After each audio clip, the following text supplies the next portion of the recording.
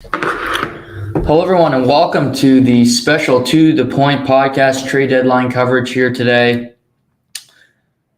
What a day. Lots of content, lots to get into from the weekend, from today, winners and losers of the trade deadline, where things sit now when it comes to, Stanley Cup hopes, who is going to win the Stanley Cup, who's in the best position from each conference. We're going to get into all of it today. Cole McDonald is going to join me in about half hour's time. So half hour, 45 minutes, he's going to join me. We'll talk about all of it. And then at about the 6 o'clock hour, 6:15, we're going to switch it and talk about some March Madness with some trade deadline as Matt Wright joins me to break that all down. So going to be a great show today. Should be a ton of fun. But, trade deadline day is always a fascinating time because it's, who won, who lost the day? Well, it's all up to interpretation because really it's hard to say who won because there's going to be a winner from the trade deadline because there's going to be a team that wins the Stanley Cup. And then there's going to be a bunch of teams that say, wow, we regret trading. Fan bases will say, why did we give up our first round pick? That makes no sense. Why did we do this? But as I look at the big picture, I have to give credit to the teams that were active, and there were a lot today. But I have to look at two teams in particular, and they're from the same state. And I look at the Florida Panthers and I look at the Tampa Bay Lightning. Both these teams look at each other and say, wow, okay, our in-state rival are both really good. And Florida and Tampa both went out and got, team needs. And I've said this before. Sometimes the trade deadline is less about what you get and more about, and when it comes to brand name, more when it comes to the fit, how it gels with your team. And look at Florida. Florida before the trade deadline had a solid defense core. Solid, not great. Aaron Ekblad, I think, is a Norris candidate. Solid, great player. Uyghur, good. Gudis. They had some good players. But you go out and get a Ben Sherratt. And the underlying numbers on Ben Sherratt when it comes to expected goals and, I'll leave that to the nerds. I know playoff hockey. And when I look at playoff hockey and look what the Montreal Canadiens did last season, he was tough to play against. Ask Austin Matthews, ask Mark Scheifele, ask Mark Stone. Go through it. He played against the top lines, and they didn't play well. They lost to Montreal, an inferior team by most pundits. I had Montreal beating Toronto, but nevertheless, I didn't have them beating Vegas. But he was a key cog in that. He's got playoff experience, and that's the most important thing this time of year. Do you have that experience to get through? He's a guy that brings that. Claude Giroux. I said I wouldn't sell the farm for Claude Giroux, and to Florida's credit, I actually think they had a really good deal for Claude Giroux. They got Connor Bunnaman, who might play for Florida. He's a solid depth forward, but if there's an injury, he can plug and play. And we see what Florida does with their depth pieces, whether it's Noah Chari, whether it's Carter Verhaeghe. They come in, they play, and they normally play well. So he's good. German Rupsov is a guy that's kind of been a higher prospect, didn't work out. Maybe it will in Florida. But they give up, a 2024 first. 2024 first. Yeah, it's a first-round pick in a couple years. It could be a good pick. I think Florida thinks they're going to be good for a long time. They got Jonathan Huberdeau. They got goalie Bob. Barkov is one of the best players in the NHL. They're set up well. So I like all of that. They lose Frankie Vetrano, that's a salary cap dump. They lose Tyler Simonak, again, a 2023 first, 2022 fourth. Owen Tippett was the biggest chip in the Claude Giroux trade. I like Owen Tippett. I think he can groom himself. He can play himself into being a top six forward for the Philadelphia Flyers eventually. We'll see if he can get there, but You know what Claude Giroux is? He's a rental.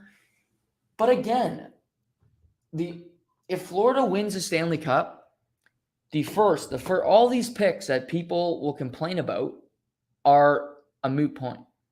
Because it would have been, who are Barclay Goodrow?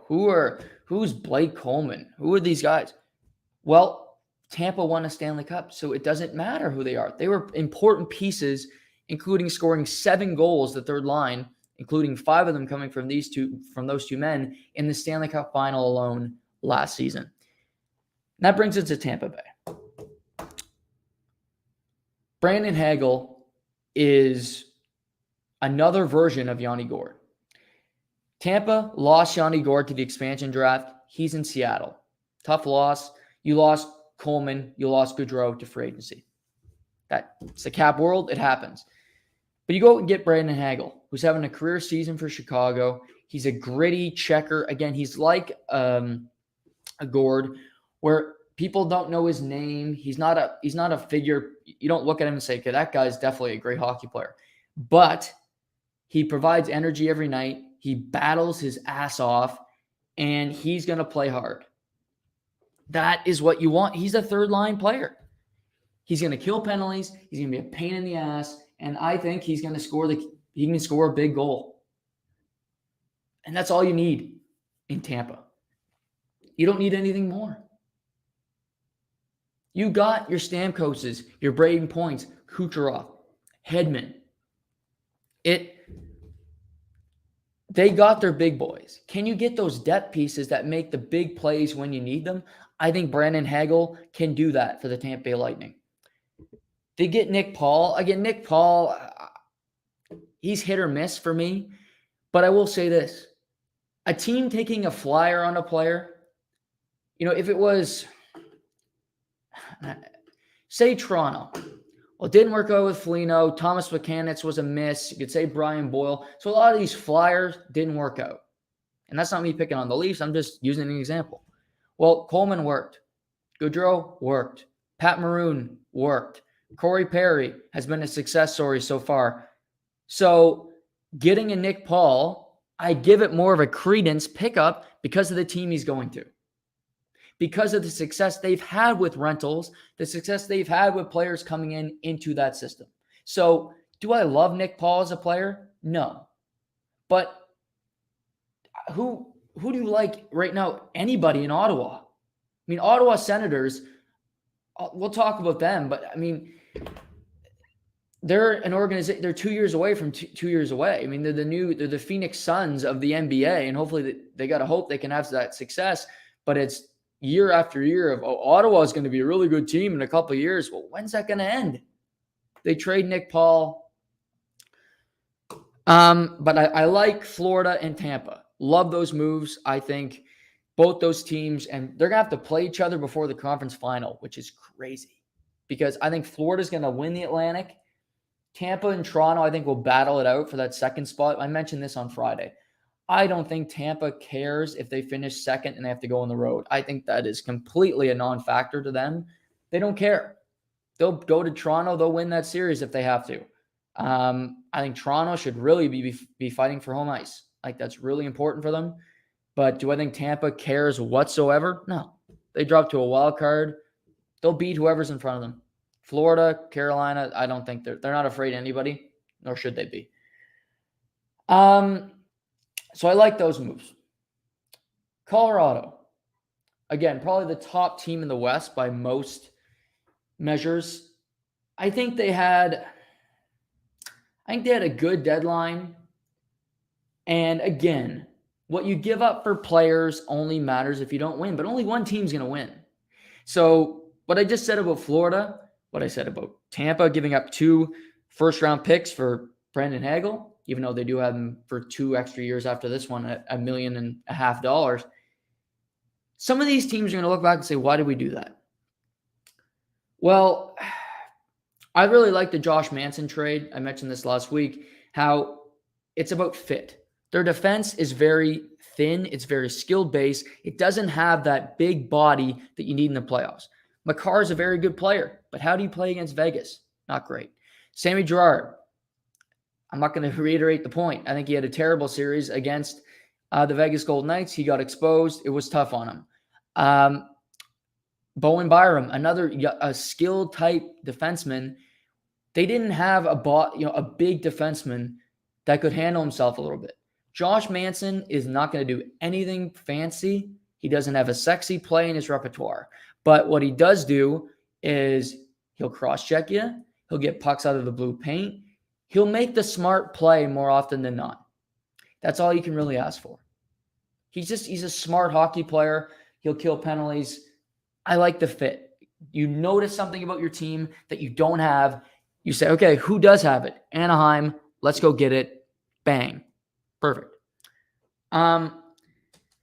Today's trade for Colorado with Montreal, and I really like the return from Montreal, quite frankly. But Montreal traded Arturi Lehkonen, it's a good player, to Colorado for Nova Scotia's own Justin Barron and a 2024 second-round pick. And I like Lehkonen as a player. But does he have his... He's a guy that struggles offensively. He's not a natural goal scorer. He lacks that part of his game. So that's something you got to know. He's a hard worker. He's another guy that can piss you off a little bit. He's a bit of a grinder. So I like that about his game. But I like Justin Barron. And I guess Colorado is saying we can part with a defenseman because we have so many good young ones. I don't know if I throw Gerard in that group, but I think they have a higher view on him than I do. But I think he's a defenseman of the future. Montreal could use them. Other than Romanov right now, I don't see a guy that you really love. Sherratt's gone. Weber's retired. They traded Kulak, who was good to get rid of because he's part of the problem. But I like the return for Montreal. And again, it's a 2024 second. Who knows what that is? But you get a player in the deal. He's playing in the American League. He's having a good season. I'd play him some games before the end of the season. He's played a few this season for Colorado. He would be playing down the stretch. I give him the last 10. Justin Barron would be in the lineup for me. Maybe he can make the team out of camp next year. They didn't overhaul this roster. Montreal still has, Gallagher. They still have Josh Anderson, the unicorn. They still have Price. Jake Allen is still on that roster. So they still have a lot of the same pieces that got to a cup final last year. How that works out next season or even into the summer, I'll have to wait and see on that. But I do think Montreal got a good return in that deal. Colorado also picked up Andrew Cogliano from the trade with the San Jose Sharks. So he's a guy, he's been to multiple Stanley Cup finals. He's battled. He's a grinder. He's a veteran. Never won a cup, but he's lots of playoff experience. I think he's hungry for a win. He might not play every game in Colorado, but if he's a healthy scratch, you can bring him in and he'll be ready to play. He'll have energy. So you got to appreciate that. So those are, I think if you ask people right now, I think Colorado would be high, and Florida and Tampa when it comes to winning a Stanley Cup. Let's go through Canada for a second here. And again, when Cole comes on, we'll touch on everything. I'm going to ask him kind of winners and losers of the day. We'll go through that. We'll touch on kind of sneaky good moves we like. There's a team that I really like their deadline. This team might not make the playoffs. It's a team most people don't watch. I have this fixation with watching really bad teams. It's kind of a problem, but I'll bring up that in a minute. Start with Toronto. Is it Casey in the comments? Flower to the Wild was a shocker. Oilers went in a different direction. Yeah, Case, thanks for tuning in. Thanks for the comment. I like that for Minnesota. I think the selling point for Marc-Andre Fleury, who was traded from Chicago to Minnesota today for a conditional first-round pick, that will be a first-round pick if Minnesota makes the conference final. It'll be a second-round pick if they lose before that. To me, the selling point was Bill Guerin. Bill Guerin and the Flower won a cup together in 2009. Bill Guerin is a new GM, but I still think he's looked at as a player. He's one of the boys. And I think it was a comfortability. Minnesota, Chicago is not too far away. Same division. You're not going far. So I think his family could come see games. This is not long-term. The Flower said today he doesn't know how long he's going to play.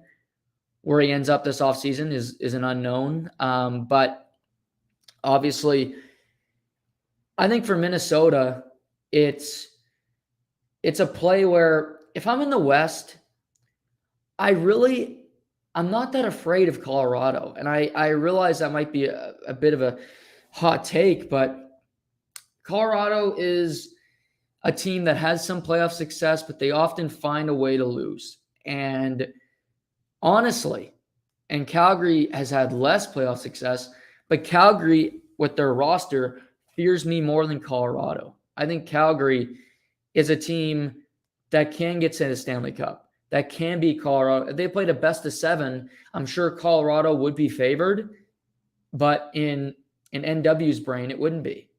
I think Calgary would win that series, quite frankly. And I like their goaltending better. Four group's tough, but I mean, after Colorado's got some studs, but Kachuk, Gaudreau, Mashinapani, Toffoli, you can throw a lot. Carly Yarncroc, I think, will be extremely valuable. Calgary can throw guys at you. They play that heavy style, that Daryl Sutter. They play their system. And what's great about Daryl Sutter is it's not like, well, it's Mike Keenan where your star players have to be so boxed in. You can have your star Gaudreau, Kachuk, Elias Lindholm, the best player on the Calgary Flames. They still play a skilled game. But for lack of a better word, if you fuck up, you're going to hear about it. They can still play that way. But back to Minnesota. I think every team in the West right now, excluding, I would say Dallas, because I think Dallas will get in. But I'll say this, if Vegas can get into the playoffs, if they're the second wild card, I'm not excited about that matchup if I'm Colorado. As battered as they've been, I'm not excited about that. Because if Stone's healthy and Eichel and Shea Theodore and Pietrangelo, Alec Martinez, Robin Leonard, it's a lot of playoff experience, and you beat them last year. So that's a tough game. But excluding Dallas, maybe Nashville. I like Nashville. I think they're a tough team. But I think every team in the West should feel that I would say 4 or 5 teams in the West should believe that they could win a cup. I think Minnesota should have that belief. Maybe they'll be out in the first round because Minnesota and St. Louis they're likely going to play each other. So I think both those teams should have a belief that they could win the cup this year. But one of them is going to be out in the first round. So clearly that's a dream that's over. That's just the way it works. I think so. Both those teams. I think Colorado should feel that they can win the cup. Calgary should feel they can win the cup.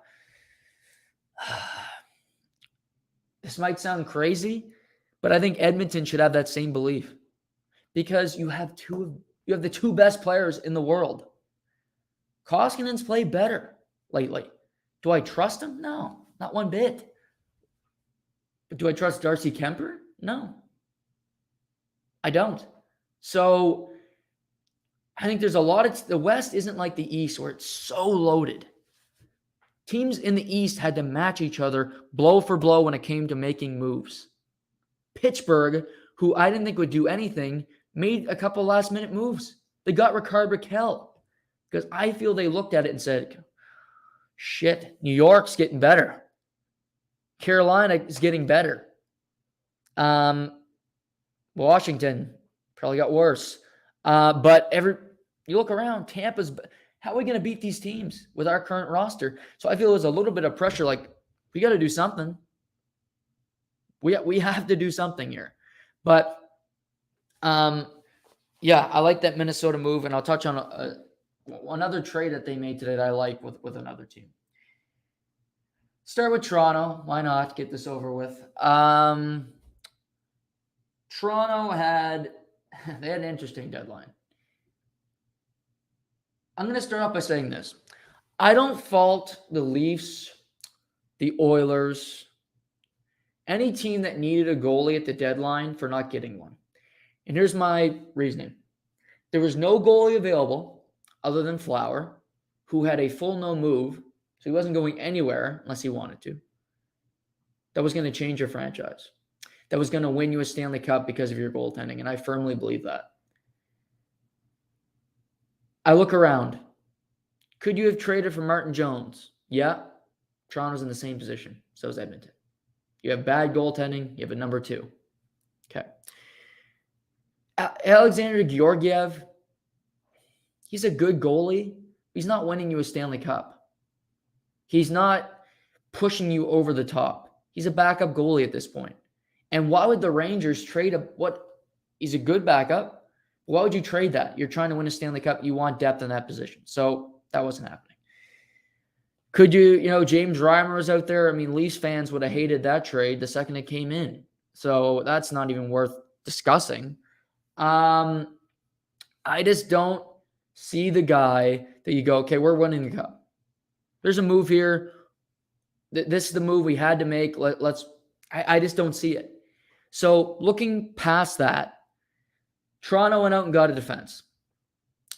I wish they would have gotten more than one, I'll be honest. I listen to Overdrive some because it is a good show, but they talk too much about the Leafs. But nevertheless, I hear them talk about the defense, and I just don't think it's that good. I like Brody a lot. I think he's their best defenseman. And that includes Morgan Riley. But Brody and Riley are solid. They're both 2 or 3s, but they're both solid. Muzzin, when healthy, that's an if. And if he's playing well, that's also an if. He hasn't played well all season. So that's a gamble. They acquire Mark Giordano. He's obviously going to be a part of the top 4. He's okay. I watch Seattle some. Again, that's one of my problems. Seattle stinks, but Gio wasn't exactly playing great in Seattle. He's 38. You're not getting Gio of 2019 when he's winning a Norris Trophy. So I think you have to be prepared for that. If you're a Leaf fan, you're not getting prime Mark Giordano. You're not getting a guy. If this was a couple years ago, this is a great trade.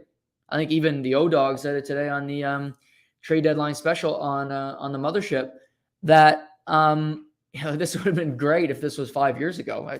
I concur.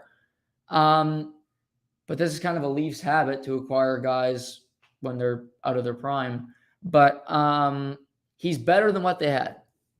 They get rid of Travis Dermott for cap reasons, but that's a net positive. He's been there a while. You know what he is? He's a 6th, 7th defenseman that has a lot of liabilities, in my opinion. I don't love him as a player. So I think that's a net. And what I will say is I like the Colin Blackwell pickup, honestly, a little bit more than I like the Gio pickup. Blackwell had a career year last year in Nashville.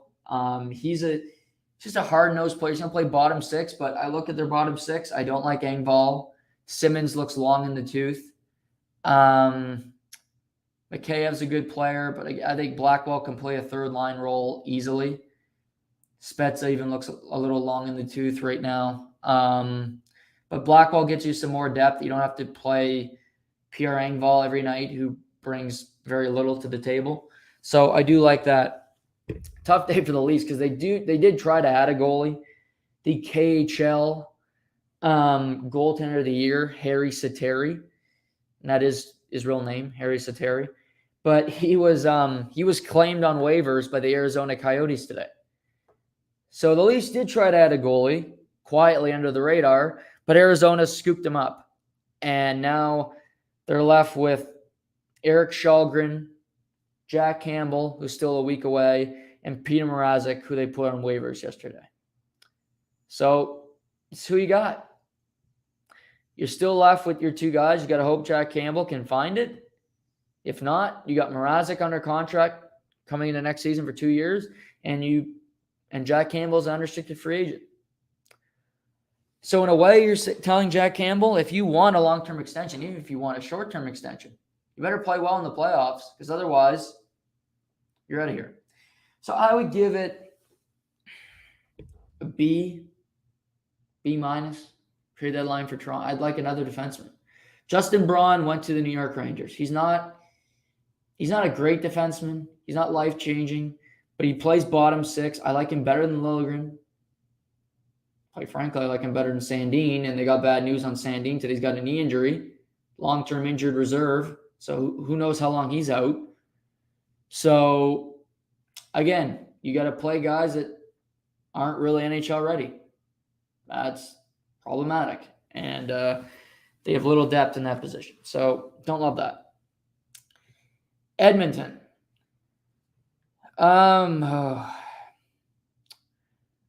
Edmonton. So Edmonton made two moves today. They they traded for Brett Kulak for the Montreal Canadiens. Wow. And they acquired Derek Brassard from the Philadelphia Flyers. They traded for Brett Kulak, and they gave up a second-round pick in William Lagesson.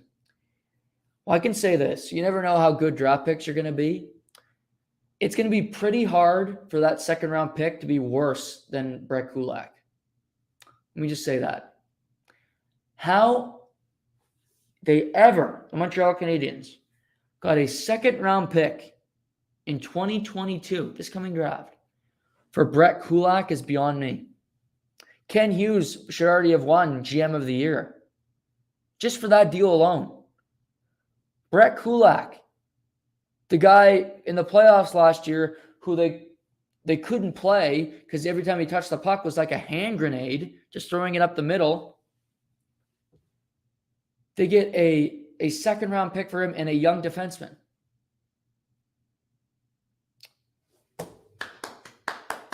Kudos. Because I don't know how the hell they did it. We'll talk about this with Cole because he's a Montreal fan, but Brett Kulak, good on them.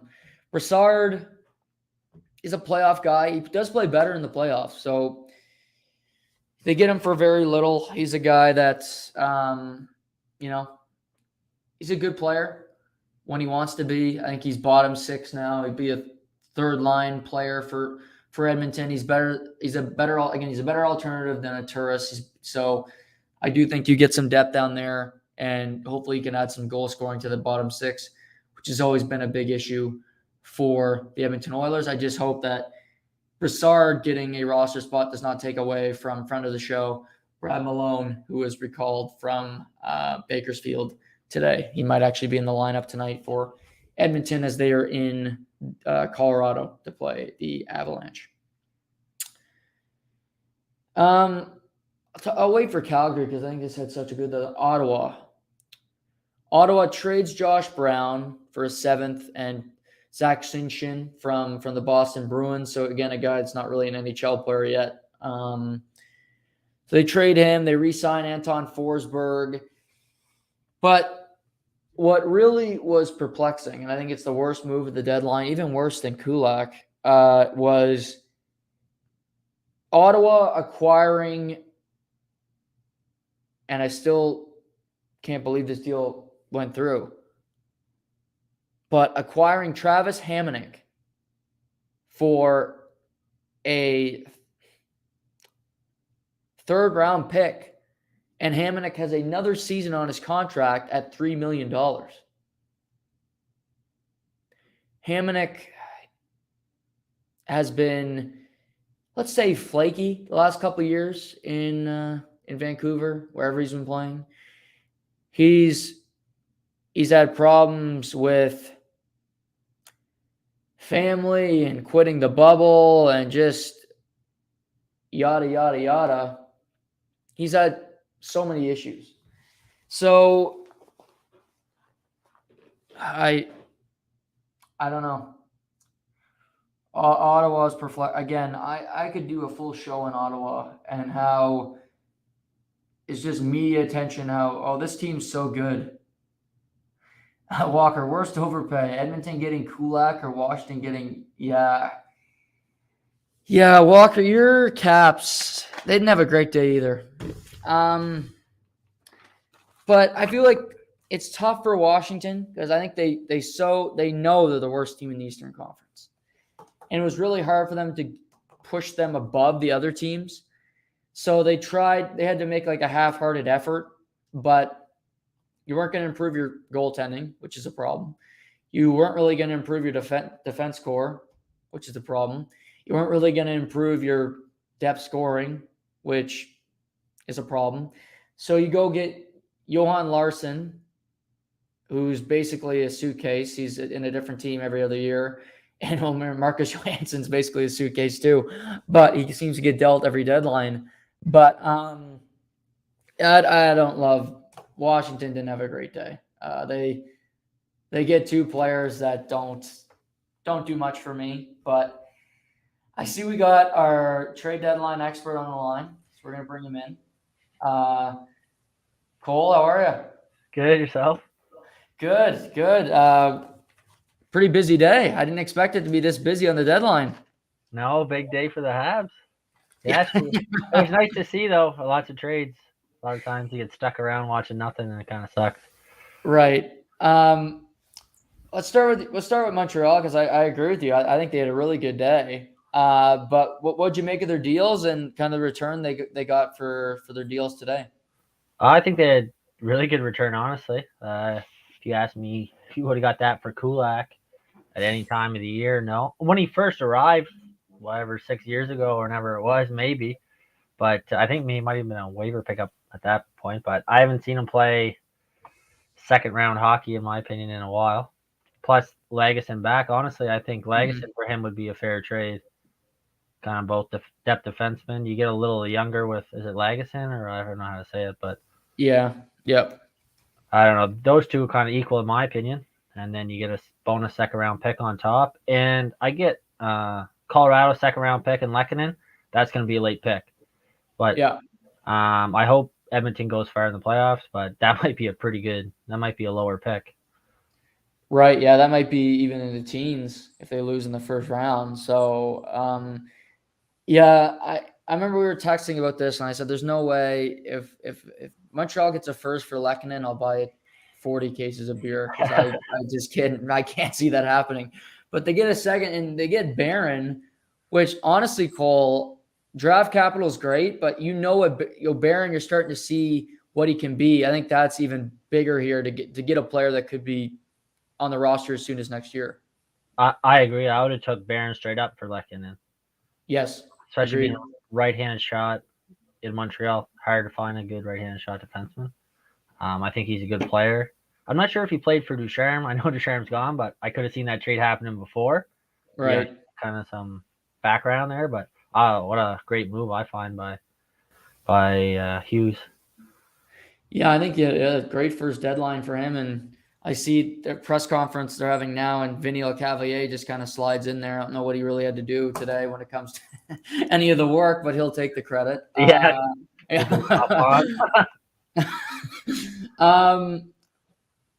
I know we talked about this a couple weeks ago. You were big on the Flower. Wherever he goes, you wanted to see him maybe go to Edmonton. He ends up going to Minnesota. Did you like that move from Billy Guerin and the Wild? I do for Billy Guerin. I just think a lot of teams could have used him. Other teams could have used him more and paid more, in my eyes, I guess. I think not that Talbot's the best goalie out there, but I think he was pretty good. And I don't really have Minnesota up there as one of my top teams. I just kind of envisioned him going to a all-in team. Right. Most of those teams have their goalie, but good. That puts them up there with Calgary. I don't think they're as good as Calgary or Colorado, but it definitely puts them up. That's for sure. Who would you say was the biggest winner today, or the trade deadline period? I mean, this is 100% biased, but I'm saying Montreal. But if you want to say a contender, yeah, I'd say a team that might actually win the next couple of years. Great. I don't know. Tampa? Is it Tampa again? Are you just talking today or just like trade deadline lately? Yeah, like the last couple weeks. Last couple weeks, either Tampa or Florida. Now, Florida Mhm. paid a shit ton to get what they got, Yeah. and they're both walking next year, in my opinion. So they're all in for short time. I love what Tampa. I think Tampa's the winner. Yeah, just because yes, they give those first round picks, but they got the kid under control, and those are really second round picks. If you ask Yeah. me, the way Tampa's playing. So, Yeah. actually, kind of an underrated move. I know St. Louis didn't do much today, but I like picking up that Letty Witowski. They didn't give up much, and they got. I think that can push them up a bit. I Now, really like that move too. I Yeah. like Witowski, especially in the playoffs. Not that he's definitely a fourth liner in and out of your lineup, but he's going Right. to bring you something. I love that they threw him in that trade. Letty's going to be a good defenseman for them. Just a solid trade without really giving up much back. Those are the trades I like on the trade deadline. Like, okay, I'll give you third, fourth for these guys and minuscule prospects, but when you start giving 2, 3 first, you're going to get judged pretty heavily. Yeah. No, agreed. I even like you said, Letty. I like the Delorier pickup from Minnesota. I think it's another guy. He fits exactly what their team is. They got some skill, but they're grinders in Minnesota. I agree with you. I don't think they're Calgary's level, but whoever has to play them, like if it's St. Louis, Minnesota, I am locked in for that series because that's going to be an all-out war. Yeah, and now Delorier might not play with Foligno and Greenway, but I I'm hope he sure does, though. he might get a couple shifts. You know what I mean? Start the Yeah. game with them, start the period, like Hmm. get pucks deep. I would not want to be defenseman get picking up the puck in the corner. No, that's why they traded for Letty for more depth because they know somebody's going to be hurt by the end of that series. Yeah, Witowski will probably have to go around with a stick like a spear, I guess. He can stick up for them. Right. What'd you make of Toronto's trade deadline? I wish they would have done more. I'm not a Leafs fan, so I'm not complaining too much, but I think they got a good value. They're one of the teams that they didn't want to pay, but I think 2 seconds and a third for Blackwell and Giordano is a steal of a deal. Mhm. Giordano Leafs need that leadership. I know they have Spezza, some older guys, but I think Giordano will really help them, especially on the back end till Muzzin gets back. And I think underratedly that Blackwell? Blackwell's a good pickup, especially with Me the too. like. I don't know. Any given day, you can throw any of these. Say I don't call them bums, but on that top line, and they're gonna flourish. I don't think he's gonna play on the top line, but I think he's a good addition that's gonna surprise you and play good playoff hockey for the Leafs. I think he's gonna be a. They're gonna be surprised with what they get with Blackwell. Do you think he could play with Tavares and Nylander? I think almost anyone on the Leafs, like unless you're those top 4 guys, you're getting Dice's role. I mean, Bunting's solidified himself there for a while, but yes, I think he could. Now, do I think he deserves to jump in there right away? No. I mean, the Case got hurt. Oh, he got hurt bad, eh? Yeah, I But guess he might have another concussion. The guy always gets hurt. That's the problem with him. yeah, no, but I think he could jump up and play. Is he a second line in the NHL? No, but when he comes up, I think he can produce, especially with those guys. Yeah. Yeah, and they lose another goalie to waivers today, which is just it seems to happen to the Leafs all the time. They lose players to waivers. Did they send him down, or did they have to? The process was they had to get Yeah, players so to get him. when you sign a guy like a KHL player or anybody like that, he has to go through waivers. So Yeah, Arizona claimed him before he could get to the minors. nice. So, Yeah. so he has to go to the minors and then the NHL. So you can stick in the NHL, but you have to pass through waivers, just like it's like a Okay, yeah. so he could have stayed with Toronto, but he would have had to stay on the team. No, well, no, because he's signed, you have to go through waivers and then you could stay, but it's just like a process where you have to go through waivers to get to Toronto. Yeah, that's weird. And if I Yeah. don't know, I get it. If I was competing with Toronto, if I'm Montreal and I'm in the 8th spot or looking in, Hmm. I'll claim him just to be an arsehole. Yeah. But I don't know. That's kind of And a weird process. Arizona is probably like, hey, we got nobody to play goal the rest of the year. Let's just throw Harry Zateri in the net. Yeah, so that's what I thought the rule was. I didn't really understand it, but I also thought that they were going to claim him and then say, okay, I want a fourth for him. I want a Right. third or whatever. And then could he be traded then if he was claimed without He, going he through could waivers? have, yeah, he got claimed this afternoon, so they could have traded him That's what before I the figured. deadline. But I think That's it's, what I figured was going to happen. yeah. So they're stuck with injured Campbell out at least another week. Eric Shalgren, it was basically his Andrew Hammond 2.0, and Mrazek, who they put on waivers. So they're stuck really where they were. But I don't feel one bit bad for them. They could have signed this goalie maybe a few weeks ago, start of the year, whenever. Mm-hmm. They could have waited a week before the deadline to start moving all their goalies around. I do like that young guy coming up. He's playing well. Is it Colgren? Yep. But I mean, make a move for a goalie. I don't know. They handcuff themselves, and I don't feel bad for them. They could have traded. Was it Kaklin out of Minnesota? Yeah, he's a guy. I thought he was going to go to Toronto. I thought, and I actually like that move for San Jose. Obviously, they part with Middleton, which I think was a good addition from Minnesota. Yep. But I like San Jose taking a flyer on him because I think he's a pretty. I'd rather have him than Talbot if I'm going to take a guy. Talbot's under contract. I'll take Kakinen and see what he can do. What do you think him or Middleton would have went for? A second round pick?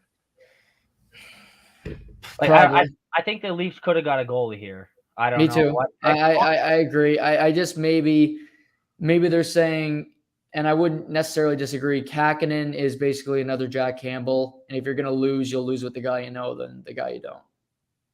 Yeah, I don't know. I would have Craig Anderson. I mean, Hamburger went today for a minor leaguer. Yeah. I don't know. At least try something. In my opinion, I think Toronto definitely failed in the goalie column. Maybe they know what they're getting with their goalies, but Even like a Wedgwood, he got traded to for a Dallas. fourth round pick. I don't know why the Leafs didn't give up a late pick. At least try something. Yeah, I agree. Just to shake it up. Like Anderson, I'm sure would have came. I mean, even if his kids live in Buffalo, I mean, it's what 15 minutes, a little drive to get to Buffalo from Toronto, across the border. Yeah. Quick pat down, check the arse, and you're through. Yeah, I agree. I don't know what they were thinking on the goalie, unless something's coming through here that we don't know about. Yeah, but I mean, did they have the potential this deadline to get better than Florida or Tampa? I'm not really sure they did. No, but you still have to give your, like I said, I agree with not giving your first and selling the farm. Say 2 firsts for Fleury and Haggle, whatever it was, these prospects. That's okay. I agree not going that bold, but at the same time, I still, even like I said, I know Hamburger, even if it's a 7th round pick, try something, because I think the team's starting to give up too. Not give up, but like show your team you're trying to win here. You're trying to fix it. His head's on a block. Like I would have tried something, even if it's not the big blockbuster. Because if they lose in the first round, which I fully expect they will, so it'll be the same conversation we've had for 5 years. Yep. I don't think Kyle Dubas is going to get fired. I don't think Sheldon Keefe is necessarily going to get fired. Like, do they eventually have to part with the top forwards? Like, it's kind of an unknown landscape right now for Toronto, where it's almost like, well, okay, now they're not going to win. We don't have a goalie. Well, you had the same goalies you have right now you had on day one of the season. So I don't know what the missing link here is. Well, I think we do. It's either a goalie and defense. They can play, they can score goals. They can't stop them from going in their net. They haven't really, in my opinion, they haven't done much besides the Jake Muzzin trade 2-3 years ago to shore up anything. They took a flyer on Mrazek. Actually, they got Muzzin and Campbell at the same time. I was going to say I like the Campbell pickup, but what was that, 3 years ago? Yeah. We complain about it every year, and I'm not even a friggin' Leafs fan, but they've had their opportunity to get goaltending or defensemen. I don't know. The proof's in the pudding. They can't win 7-8. And I think until they address either of those, they don't have a stud goalie in the pipeline, and they don't have 3 or 4 stud defensemen in the pipeline, in my opinion. Yeah. So they have to address it or golf first week of April. I don't know. Yeah, you can join them Pinewood or you and Tavares at the Natty, just chopping her up. Yeah, I don't know. Dubas must want to golf. Yeah. Yeah, I don't know. I agree. Not a great deadline for them. Edmonton. Kulak, who I mean, you watch him more than me, even though I do love watching bad teams. watch New Jersey a lot, which is one of my problems. But they get Kulak, who I don't love. Brassard he's better in the playoffs, honestly, than he is the regular season at this point. So I don't mind for a fourth. That's a flyer. But again, it's Koskinen. It's kind of the same conversation as Toronto, where I don't like their defense, and I think their goaltending is below average. Yeah, and I'll stick up for Kulak. Say they address their defensive depth by getting a sixth defenseman, really. Yeah. Kulak. But if you just look, second round pick for Kulak plus the guy who's not much, but nor is Kulak in my opinion. Fleury went for a conditional second. Now it's going to be a first if they if they get to a conference final. So really, you don't care if you make it to a conference final. You'll give them your bus. Yeah. Why wouldn't they just make that same trade for Fleury? I guess Fleury wouldn't go to Edmonton. I guess. And that's a kick in the balls. You got Brent Kulak instead of Marc-Andre Fleury for more or less the same price. Is that not a fucking kick in the nuts? For Edmonton, I think it's a little different than Toronto. I would have acquired a goalie, even though I give them a little bit of a pass because I don't think Kakkonen could win you a cup. But I think it's almost mentality of like, Koskinen, Smith, we know they're not going to win. Let's go get Kakkonen and see if maybe we can catch a spark somewhere. Yeah, I don't know. But just the same price as Fleury for Kulak is ridiculous if you ask me. Yeah, I don't know. That it's weird because I know even Kyle Dubas, I was listening to his presser a little bit before it went on. He's complaining about Chicago, about how his conversations with Fleury kind of became public, that Fleury didn't want to go to Toronto, and it kind of got leaked. And I guess Fleury wasn't too proud about going to Toronto. I guess didn't say that many nice things about Toronto or going there. Can you blame him? No. I think Minnesota is at least as good or better of a chance of winning a cup than Toronto. I agree, especially in the West. Exactly, especially in the West. Yeah. And like Fleury's earned the right. He has 3 cups. He's played in the league for, I don't know, 15 years, whatever the hell it is. He signed the contract that gives him a no trade. He's earned that right to say, I want to pick and choose where I go. I don't know. Respect that. / if you don't like it, don't sign the contract. Don't sign the contract. Or like, I don't know why Toronto's whining because he won't come there. Like that. Stop fucking shit in the bed. Maybe you'll go there. Stop eating everyone apart in the media. Maybe you'll go there. Play a bit of defense. Maybe he'd want to go there. Yeah. And I totally agree. And it's same thing with Giroux. I think Philly was a little pissy about it. You signed him to the no move. Yeah. And I think they wanted to negotiate with Colorado, but he said, no, I'm only going to Florida. So get the deal done. I think Florida actually got a pretty good trade with Giroux. I like that Bunneman kid to get Rupsov in the deal as well. I don't think it was that terrible of a deal, but okay, you signed Giroux to that contract. He played 1,000 games for your team. Like this is the deal. This is it. Like I don't feel no team should have the right to be bitchy about what a player wants when you control the rights for how many years and all this. Like you signed the deal with it. Or don't give them to no movement. I wouldn't give anyone one if I was a GM. I don't know if you could have a separate clause in your. I know you probably can't, but if it was a wink, if I trade you, I'll give you $5 million. Owner maybe signs that backdoor. I don't know how it would work, but if I trade I guess you could do the contract more like a signing bonus. Maybe that's the way you do it. And look, okay, McDavid, do you think I'm going to effing trade you anyway? I know you want one, but I'm not trading you no matter what. Right. But when I give you one and Draisaitl one, then it takes the next tier below wants one. Now Nurse wants one. And do they deserve them? Yes. But I would just – you're not trading those studs anyway, so don't give them away, and you never have that problem. I know Carolina has never given one in the history of their franchise. I love it. They've had a pretty good run. And when you keep it like that, they're like, 4 people have one, but I'm not giving you one. Mm-hmm. Well, then it's like, well, F you. But like Carolina, I don't think they're arguing about it. No. Right? It's never been done in history We're not doing it. It's not. We can't afford it, or we handcuff ourselves. They're stupid to do it. We're not doing it. Right. Simple. Like, don't give them. And the guys who deserve them don't get moved anyway. Right. Right? Right. Or yeah, like you said, in Fleury's case, in Drew's case, you played in the league long. You had an 8-year contract. You're at the end of it. Hey, I gave you 7 years of really good effort. Yeah. Or Fleury, Chicago didn't work out. That's more on the team more than it is on Marc-Andre Fleury, in my opinion. But Yeah. for Drew, I played 1,000 games for your franchise. I was a captain. We got to a cup final. Yada yada yada. Guess what? If you're trading me, I'll stay here. But if you're trading me, I'm going to Florida. Otherwise, don't even pick up the phone to call me because I'm not going. So I mean, it's pretty simple. Yeah. I should say I don't mind a little modified, but I would keep it. But as soon as you give them, people want more and more and more. Then you got to keep Yep. up with them. But I get, Yeah. okay, I don't want to play for these 3 teams. Sure. You know what? I'm not going to trade you. And if you think about it, Drew's not going to a non-contender, right? No.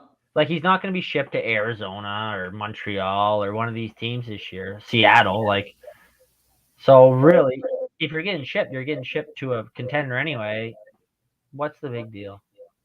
And he probably said he must have thought in his brain Florida's got the best chance to win, better than Colorado. He must have because he picked Florida. Yeah, or his family, something along there. But Right. he has that right. He signed the deal. They gave it to him. He can go to Montreal if he wants for fill his boots. Like, I don't know. Like, don't complain. No, agreed. I think the Rangers had a sneaky good day. I love the Andrew Kopp pickup. I think he's they couldn't get JT Miller. He'd be better, obviously. But I think Andrew Kopp is a very good third line center. I think he can play second line in a pinch if you need him to. They get Tyler Mott, who's a good bottom 6 penalty killer forward, and Justin Braun, a bottom 6 defenseman. But I think they made enough additions to keep that team competitive in a very tough Eastern Conference. What did they end up giving? I'm just trying to look. What did they end up giving for Cobb? I know that wasn't released yet before the show. I'm going to try to find it. But if you ask me, I think they kind of did it right. They didn't overpay, but they added to their team. They added depth. It was mostly late picks. Honestly, I'm thinking about I was thinking about Florida yesterday, and they traded a first, a fourth, in a tie. I can't even say his name, but this prospect for Sherratt. Then they give up a first, third, and Tippett for Giroux, who are both going to walk. Right. But they also give up Vetrano for a fourth. Like, I know Vetrano's not as good as Giroux, but they're both more or less 20-goal scorers. Giroux brings a lot more power play, leadership, other things to your game, but I think it was a good move by the Rangers. They picked up 4 or 5 guys to add their depth at relatively low cost, all later round picks. I think it's a very good day for the Rangers. And they kept their picks so that in the summer, if they want to go after the guy I thought they tried to get at this deadline, Patrick Kane, they still have that option. Yeah. They had a smart day, a good day, I think. And they have. I thought Gorgiev might move, but Friggy had that shutout last night, and it's nice. I just think it's hard to trade depth and goal. Like unless you're getting a great offer, I keep that goalie every time because you never know what might happen. You might need him. Yeah, but I thought today was their opportunity to maybe get the first for him, maybe get a good prospect back, or honestly, maybe he goes to Minnesota for a second and Kakkonen. And get some goalie. But I think they had a good day, and it's going to be tough in the East, but they did well for gearing up. I like those moves sometimes when a team thinks they're set, but they just bring in a couple veterans. They're not shipping anyone out to piss the guys off, but they're bringing in a couple veterans for a 5th round pick, later guys to add to the room. And I think Kopp is a Gerard Gallant dream. I think they'll love each other. Like he plays exactly. Mott's similar style. Like I think the 4th line for the Rangers was kind of a weakness for them. Like Rooney was not really fitting. You had Reeves, and he can move Gaudreau up. Mott 4th line. He can start playing. I think he'll play with Reeves. He'll be a tough line. if you had to list the East teams, what like a hierarchy, how would it go? And say your top 4 in the East right now. Tampa, for Mhm. sure. Carolina, Florida. Trying to think of what I'm missing here. New York. Yeah. I have Toronto. Their goaltending scaring me. Toronto. Pittsburgh. Oh, sorry. I have Pittsburgh above Toronto. Yeah. Washington above Toronto. And Really? yep, just they've got it done, and I think they have a good all around team. Not great, but Toronto. I just feel like they have Yeah. a great offense firepower. I just their goaltending scares me so much, especially right now. Yeah. It's hard to be positive right But now. all those teams are studs, and like I'm giving Toronto a hard time because they're goaltending, but I think I'm missing one team in But the they don't East. have a great team to begin with. Compared to No, those other teams, Toronto isn't that good. there you go. When you compare them to Tampa and Florida, it's not even close. Now Carolina, and Carolina got Domi. I don't know what they paid for him, but Yeah, that was a late one to come in too. Yeah, I'm not Max. a I'm not a fan of the way he played, but I think Brendan Moore gets the most out of his guys, and maybe he was a dink or did certain things with teammates, but I don't think that shit slides with Brendan Moore. Yeah, he'll either start playing or he'll be a healthy scratch in the playoffs. Because I think, like you said, I think Brendan Moore will grind his ass into the ground. If it doesn't work early, he won't be playing. Mm-hmm. Prospect Aiden Hesrichuk went 94th last year in the draft. So plays at Boston College. So pretty cheap addition for I agree. Carolina. I Yeah, agree. good flyer for them. And they also today they re-signed your boy Jesperi Kotkaniemi 8-year extension. I want to pay Witowski there for St. Louis a couple bucks. I don't want to see him finish those 8 years out. How much money do you think? Do you know what he got for salary? Because I know, but I just want you to guess. I don't know, but I heard they were talking around like 4.8 or like 4.82 million. Yeah, that's a kick, I think, in the nuts for Montreal fans. That's crazy though. I wouldn't give him that much money or 8 years. Like this is the same thing about the no trade. How does that guy deserve 8 years? He's done nothing in the NHL, nothing but disappoint. That's it. Kotkaniemi? Yeah. I think he's a good player. I think he's underrated. I think he's just a defensive forward who does the little things right. I think he's going to be a big time centerman, not point wise, but just So he's going to be 30 points a year guy. No, I think he'll put up 40 points, but just does all the little things right. PK, power play. I really like it. Honestly, and I think 4.8 is a steal. That's what's the kick in the nuts. I don't think so. Well, maybe this year, but anyway, I think that's going to be a really good contract. I think he took a big discount there, honestly. I think he should be like just praying to whatever gods he believes in that he got that deal because Jesus, Well, I think Shea Weber might come back for one game. To do some damage. Oh yeah. Now that what's this Bergevin's gone, maybe not, but yeah. In the West, is Calgary on Colorado's level for you? Are they close to them when it comes to competing for a cup? they'll compete, but I like what Daryl Sutter said the other day. You play Colorado in the first round, you're wasting 8 days of your life. Right. I don't think, but I've been wrong many times before. You still would only have to face them at the end. Yeah. So Conference final. Take that when you get it and see what happens. And the one thing that Markstrom could steal you a series. Kemper's not as good as Markstrom. Markstrom's actually been a lot better this year, and Markstrom could make that difference. The Toffoli pickup, because I jerk Montreal, it's a little different. Like I've seen him play a lot. I really like him. I think that was a great trade for Calgary. They paid enough to get him, but he's good term, good money for a few more years.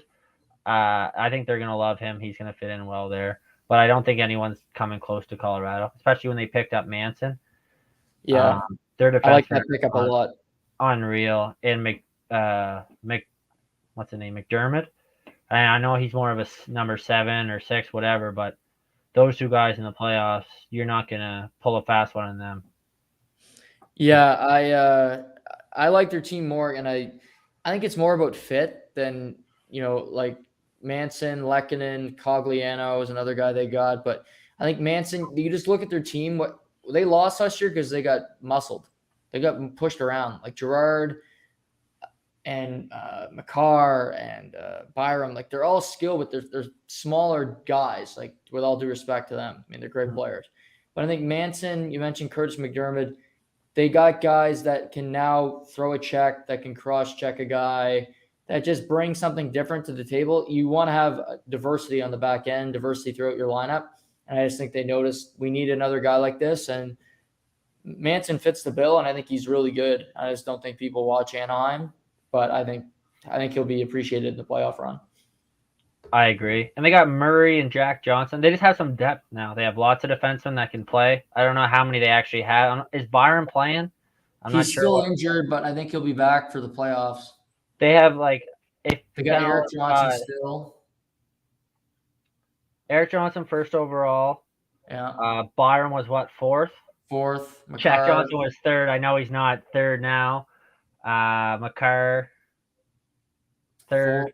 Fourth or fifth. Yeah. You have all these top defensemen. Now I know the Johnson boys are a little outdated, but that's a good defense core, and there's 8 of them.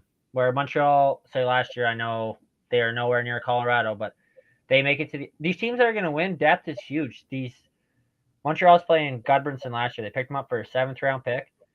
I know you don't like him, and I didn't like him as a Hab, but he was still better than they were calling me up next. With all due, I mean, Xavier Roulette, I like him, but just those depth guys go a long way. And I know Montreal's depth was nowhere near what Colorado's is right now, but that's what I'm saying. When these guys go down, you have Jack Johnson stepping in, who can play, who's been there before, who's done it. You're not calling up bums. I think those like New York today picking up those extra guys, just those extra bodies. I think that really hurts you in the playoffs if you want to go far, because you always get injured. Rarely do you see a team make it through without losing 3 or 4 guys, and then 5 or 6 guys playing with broken shit, and you don't know about it. Right. Yeah. No. Totally agree. And like I look at St. Louis, like they're a heavy team. I think they needed another guy like Leddy on the back. They lost a lot of experience with Pietrangelo, but they still have Parayko. But Falk is a guy that not really a winner. But Leddy's been to back-to-back conference finals. Even like a Yarncroke, I think he's just a sneaky good player for Calgary. Like, I think he's going to contribute. I think Darryl will like him. Ben Sherratt, we mentioned. Even like Nashville getting Lauzon. I don't mind that pickup because I think he's another depth guy. And it's a second rounder. It's a heavy price, but I do think he can develop into a better player too. So you're getting a player for now, but also a guy that I think you got to hope can be better in the years to come. I agree, and I think Lauzon brings stuff that's not stats. I mean, he does the little things right. He's not flashy. I'm trying to think. He's way better than Kulak, but he's going to be that number 4, number 5 defenseman that gives you an honest game, can log minutes. You're not worried about. I don't know. I love that move that's a 2nd round pick right there. Someone who can come into your team and play and is not a 4th liner, or if they are, they're a really freaking good Tampa Bay 4th liner. Right. I don't know. I think that's a great move. You don't know if your 2nd round pick's going to play. I don't know. I think that was a really good move, Lauzon. Underrated. Yeah, and they get Lauzon. They still have they got Biega from Toronto, and Phil Myers got put on waivers the other day, but nobody took him, so he's still there. So maybe I think he's kind of in the doghouse. He has been all year, but there's depth there that's got NHL experience. That's not the worst thing to have sitting in the American Hockey League. Yeah, I had a question for you. Yeah. So I know there's a little bit of money difference, but not too much. Leafs trade Dermott for a 3rd round pick. Yep. To Vancouver. Correct. Yep. Vancouver trades Hamnick for a 3rd round pick. Oh, yeah. I would take Dermott for Hamnick in a heartbeat, Same especially from the Leafs. I don't know what's going on there or why they didn't, but Oh, you want Hamonic? If I'm the Leafs, like you just give up Dermott for a 3rd-round pick. I don't know. The reason I don't is because he's got another year at $3 million. Oh, he's $3 million. I thought he was around the same as Dermott. I was like, why wouldn't they No, just trade he's making a for good chunk of change, and he's always got something wrong with him, or he's got his family issues. And that guy. better than Dermott though, in my opinion. Yeah. I mean, Dawson Warman 2.0, Travis Dermott. But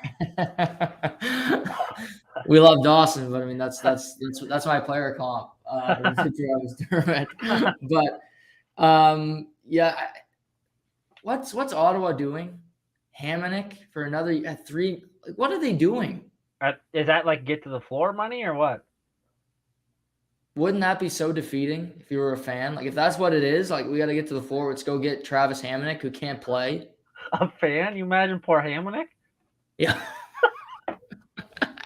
Have fun with the Sens. Yeah. Yeah. That was the weirdest trade for me of the whole. I was like, what? I thought it was a typo. I said, this can't be real. Travis Hamonic to Ottawa. But yeah, I don't know what's going on there, but yeah, I think he doesn't gel well. He's been moved a few times. I'm not sure his deal is, but what do you think of Raquel to Pittsburgh? I don't mind it. It's another depth piece. I think Pittsburgh felt the pressure today to do something because I think they looked around and New York got better. You mentioned obviously Florida, Tampa, Toronto, I guess. Washington made their 2 uneventful moves, but they're moves nonetheless. I think they looked and said, "Holy crap! Like if we want to win, we might need another piece." And Raquel was still sitting there, and they pulled the trigger. But do you like the player? I don't mind him. They got him for a fair price. I find he's hot and cold. He comes and goes. He kind of has a 30-goal a year, and he almost seems to have the 30 goals by January or vice versa. He's got none going in, and he's streaky. I guess that's the word. But I think it's a good pickup. Anyone with that amount of skill, I don't know. It's hit or miss. You play with Crosby, and all of a sudden you're look at James Neal. You're a 45 goal scorer. You got the right fit. I thought somebody might pick up James Neal. He's got 10 goals in 11 AHL games. So can St. Louis call him back up? St. Louis could call him up. Yeah. That's nice though that you can call him back up and not have to claim like that's a chip in their back pocket for he's $0 too, right? Or he's 7 like league minimum. League min, yeah. So he's worth something to them too. Mm-hmm. He might have got a call, but I don't know. If I'm St. Louis, it would have had to take a 3rd-round pick to get him from me. Yeah, I like having him there just in case. Yeah. And best case scenario, you don't even have to use him. But if your bottom of your lineup goes cold, if you're down 2-0 in a series or something, you get a little desperate, maybe you call up James Neal, maybe a black ace come playoff time, and he's put in the lineup for game 3. Yeah, he can do it. He can do it for sure. Does he do it every night or have some rough spells? Yeah, but for $750 and instead of calling up me for the minors, he's no, I don't know. That's what I see with St. Louis. Well, I wouldn't move him unless you're getting something value because he is value in the minors. Yeah. We didn't mention Hampus Lindholm, big trade to Boston, and then a big time extension. What'd you make of the Bruins move and what they did after the fact?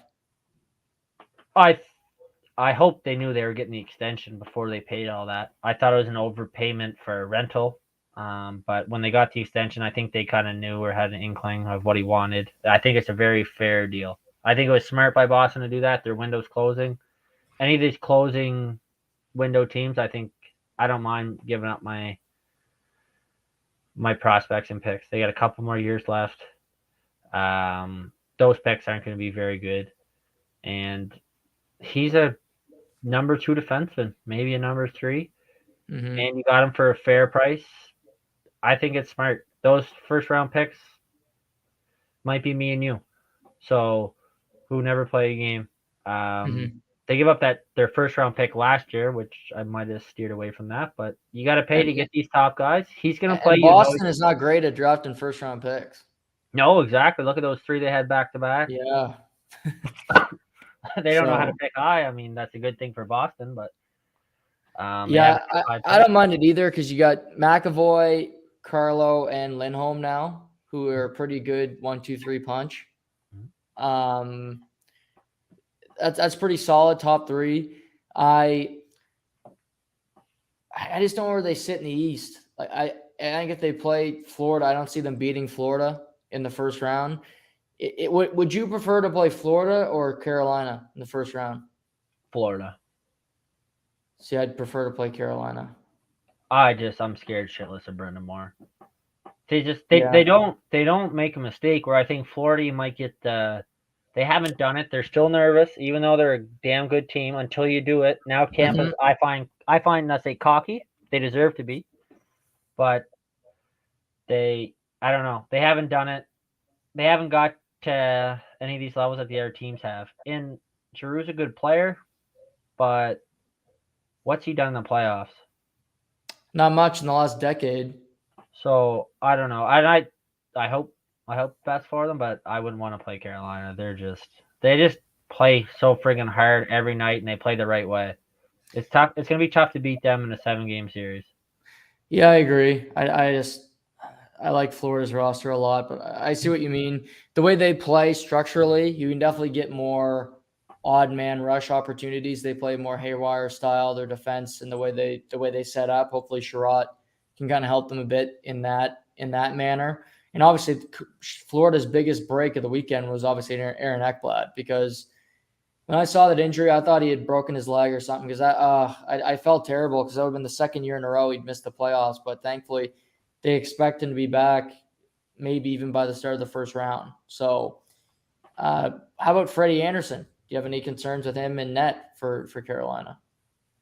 No, and I would if he was in Toronto, but it's just the way they play.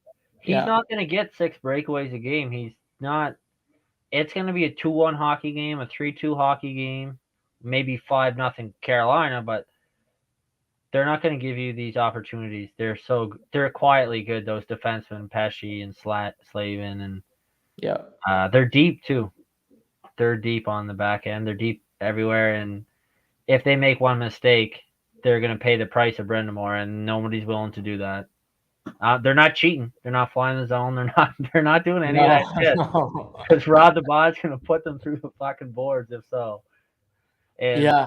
I found it funny last week when Brad was on how he said that they do bag skates, the healthy scratches.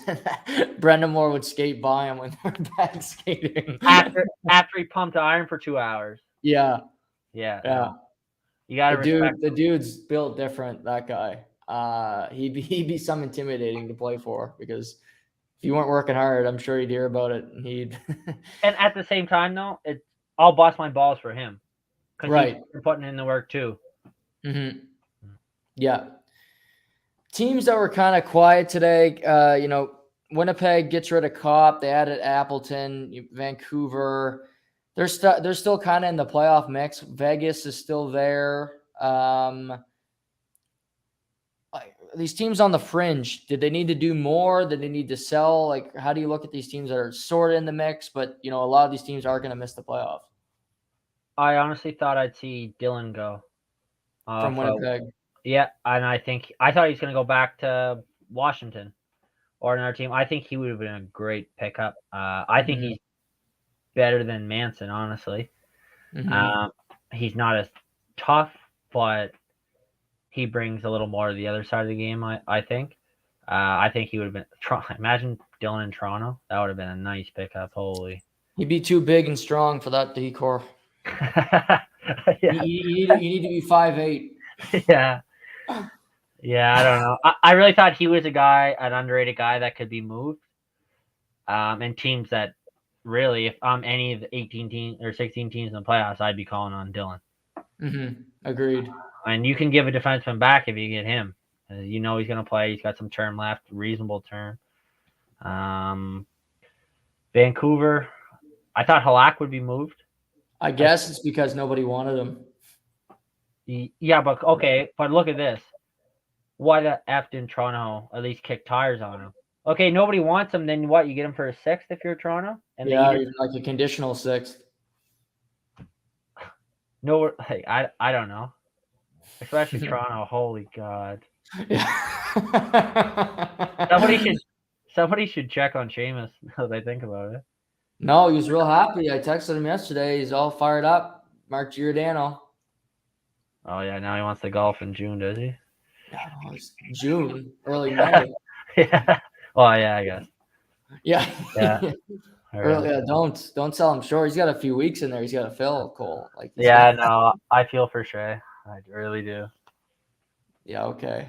Dubas must think he's some safe. I agree because he kept that first. But let me ask you this: you don't trade that first for Toronto. I get they've traded a lot of firsts, but Tampa does it every year and they win. Who cares? But if you're on that team, they don't trade the first round pick. Would that make you think my GM doesn't think that we can win the cup? Yep. Or we're good enough and don't need it. Like I don't know. Like I don't know how you'd be sitting there and think that. they're not in that position. Yeah, right. No, I agree. Or to me, it's the goaltending. You didn't address our goaltending. Why the hell didn't you address our goaltending? Or why did you do it so shittily? Right. And nothing against that Colgren kid. I think he's doing awesome, and I hope he has a great run. Like, good for him. But besides for that, like, you signed this other guy. They were too stingy, I guess, to give up the pick to Arizona. That I think for sure Arizona did it to get a pick. And I also see Montreal or Seattle, the next team, picking them too, just to be a dink and try and get a pick out of them. And I'm surprised the team, Toronto again, this just came to mind, didn't make a call on Jake Allen. I think Montreal would have parted with him for the right price. I think so too. And he has a very reasonable cap at 2.8. I think he's got another year on it, or a couple of years. Just one, but kicks at the can. Yeah, and he's worth that. Yep. He's got a cup. He can be a backup. He can be a starter.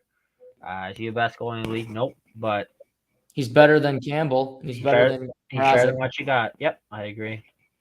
Because I think Montreal probably would have even if it was a conditional first. Like, say you win a round, it's a first after that. Like, I think Montreal probably would have taken that. A second-round pick for a backup goalie, that's a pretty good deal. Yeah, I think they would have too, for sure. But I guess we're not GMs, Cole, so I guess we shouldn't. Well, there might be an opening coming up here shortly in Toronto. Yeah, there could be on your resume. A couple Canadian, because I think who's under more fire, Kenny Holland or Dubas? Dubas. So I think Ken Holland. I just think Dubas has been there longer, and the same problem has occurred for Dubas for 3 or 4 years. And the thing with Dubas is he sticks by his guns. He stuck by those 4, and it's not working. After so long, he either has to trade them, which he's reluctant to do, or something's got to go. Something's got to give here. And whether it's Dubas or one of those 4, I don't think Keefe's a problem. I really don't think Keefe's a problem, and I don't think he should be fired. Mm-hmm. Yeah, I don't know. I would have shipped that pick, and I know if he think if he ships the pick and doesn't win a cup, he's fired. What's that? If you ship a pick and get a first, I get first for a rental, but if you trade that, but Jake Allen, you get another year. Exactly. Well, I'm thinking of this Jacob Chikrin. Look at what they paid, Tampa paid for Haggle. 2 firsts. 2 firsts, prospects. And 2 players. Radish and Boris Tkachuk. Well, I get that you don't want to give up a first if you're anyone, but I would do it for Chikrin. Give up a couple for Chikrin. You're getting term and you're getting a solid player who can play. And these teams we're talking about, Tampa is, if all goes to plan, which I think most people would agree with, those are first-round picks that are second-round picks. Yeah, it's the 32nd pick. And even though I know Toronto's, I don't know what the hell is going on, but they're still going to make the playoffs every year for the next 3 or 4 years, I think. So they're not going to be these high picks. And Nick Robertson, maybe good pick, maybe not. What's he done for you? Nothing. That's a first-round pick. That slot is what you're getting. You're getting another Nick Robertson, maybe worse, maybe a little bit better. David Pasternak's a freak. You're not getting those guys. one team gets that guy every 3 or 4 years. Right. You're not getting Barzell or Kyle Connor, more than likely. So if you're getting Chikrin for that pick or two of them, Chikrin's a stud. That's it. Give It's it like up. Montreal getting Barron. He's at least a pro. It's Yeah, not hope. It's not like he's close. He's very close to being an NHL player he's now. close, and Montreal's not given like Lehkonen, like they're in a good spot because they're not giving absolute stars up. Where I think Chikrin's a pretty good star. It's like, okay, well, he might. Lehkonen is going to go to Colorado. If he's good, he's going to be. Say he has 15 points in 25 playoff games. Well, it's not like he's going to win Conn Smythe. And he's like, holy shit, we just traded that guy. Well, we still got a second and Barron for him. Like, he's worth that. And what Chikrin could be that star. I don't know. If I was Toronto, I would trade that first, but make sure it's for a star, not a half-ass rental that you might lose and not keep around. So would you have dealt 2022 first, 2023? I don't even know if they have the 2023 first. Say 2024 first, and Topi Niemela, who's one of their top-rated prospect on defense from Finland, for Chikrin. I don't know the Niemela kid, and if he is, maybe I'd stay away from Niemela. But Lindgren, some of these about like Matthew Nyes, the American. Sure, and he's a forward, right? Yeah. So you have your forwards. I know you could use a few more always, but you can afford to lose Nyes in those first for Chikrin, I think. Because you got this, you actually bringing in something that's worth. So he's worth that, and he has a track record. He can get it done. Is he going to be the best player in the playoffs? We don't have that track record, but I think he's an absolute guy who can eat big minutes and that Toronto needs or could have used. And I agree, moving these. I don't mind giving a big haul if you give me a good solidified player back, because these picks, these prospects, most of the time. You don't know if they're actually going to be any good. If all those three, one of them turns out like Chikrin, you're taking it as a plus. The two first and Nice or whoever you talk about, the other D. Yeah, I agree, and it's a weird what's going on there. I find it hard to sit there and watch every team around you get better, and you get a long in the tooth defenseman. Who's I will say this though, what a tough spot to be in. If you're Toronto, you think you're a pretty good team, one of the top teams coming into it, and you still got to get through Tampa, who you're not close to, Florida, who you're now not close to, Carolina is better, Pittsburgh's better. I do feel they have a good team. So do you just say maybe they just said fuck it on this season? We hope to regroup next year with a goalie. Is that the plan? I don't know, but they didn't do enough to say fuck it. Like, say fuck it and trade someone and get maybe a player back or a prospect to help you next year, but they didn't. Because maybe Cole, they think they have to hold on to their first because they're going to have to say, okay, to get rid of Mrazek's contract, we're going to have to give a first in the deal, which they might have to. That's not out of the realm of possibility. They had to do that with Patrick Marleau. Yeah, they did, but do it one shot. Like, trade Mrazek a first. Like, put Carolina or Arizona. Probably would have taken Mrazek. Can take Mrazek. Okay, I'll give you Mrazek, a first, 2 firsts, and one of these prospects for Chikrin. Right? And Chikrin and Mrazek probably make close to the same. They make the same money, basically. Mrazek makes, I think, $300,000 more. So that's when you do it. Okay, I'll give you him, but I'm not just going to give him for a first and I remember a while ago they're talking about Fleury taking a first just to get him. Like, I'll give you a first plus for Fleury. That drives me nuts. But Toronto's in that spot. If you're going to do that, blow up the deal a little more and get something back. Don't just give away Mrazek and a first for me. Right. Yeah. So after the deadline, we're sitting on it. Who's in your cup final as of right now? Colorado, Carolina. And I'm just saying that to be controversial. I think Tampa's probably better, and they have it done, but I'll say Carolina. Rod the Bod's going to come through this postseason. He might even lace him up. Come out of retirement, player coach, Jackie Moon, or Yeah. I like that. No, as of right now, I picked Florida before the start of the season to win the Cup, so I feel like I have to stick with that, even though I think Tampa's better. I'll say Florida, Calgary. That's my. There's not much debate over in the West. I don't No, mind St. Louis, but it's Colorado. do you think Mini could beat St. Louis best 7? Yeah. Yeah, I do too. Those are a toss-up. Those are decent teams, good teams. Minnesota had a really hot start, but I do think Edmonton can beat LA if they play in the first round. I think Edmonton could win a round. I think they could beat LA. Yeah, and Montreal can beat Arizona, and Arizona could beat Seattle. Well, LA is gonna get to the playoffs. Yeah. I'm just saying, like, I'm Montreal joking. might beat Like, Arizona in the golf league. yeah, well, that's what. Like, I feel bad for those other teams in the West because they're not the same. Yeah. No, that's definitely true. Well, great breakdown today. I always appreciate you joining me. It's always fun, and we'll do this again as we get close to the playoffs. But thanks for coming on, Cole, and we'll do it again soon. Yeah, go Habs, go! Lots of picks. Thanks for having me. Thanks for having me, Jug. Take care. Thanks, man. That's Cole McDonald, everybody. Thanks for joining, Cole. Always fun having Cole on the podcast. Lots of great takes. And big Montreal Canadiens fan. I don't see Montreal being much of a factor. They're on the stretch here, but I think they had a really good day. Justin Barron, 2024 second. They had some good players come into their team, and they can start building for the future. So we'll see what comes of it.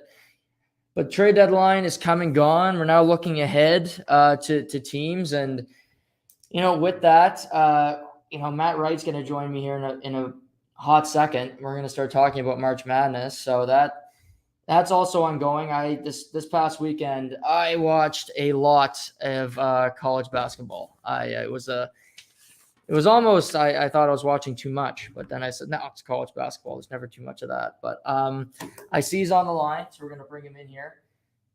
Joining us now, great friend of the show, Champions Hockey Program Coordinator, and big Notre Dame Fighting Irish fan who came up just short yesterday in their bid for the Sweet 16. But Ryder, how was your weekend, and did you enjoy the madness? How's it going, Jug? No, madness was good. I think I probably watched at least a part of, I'd say 95% of the games. I tried to get as many as possible. There's some I watched the whole game. There's some I might have tuned in for 5-10 minutes. But I mean, it's honestly probably the 4 most exciting days of any tournament. Really, like March Madness, it's really its own kind of beast. It's no other tournament does it quite like theirs, and It like I say every year, the word is perfect madness because that's exactly what it is. But we saw a little bit of everything over the past 4 days.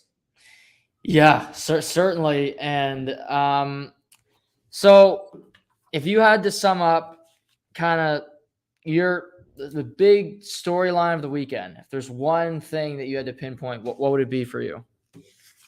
I think you got to say St. Peter's, right?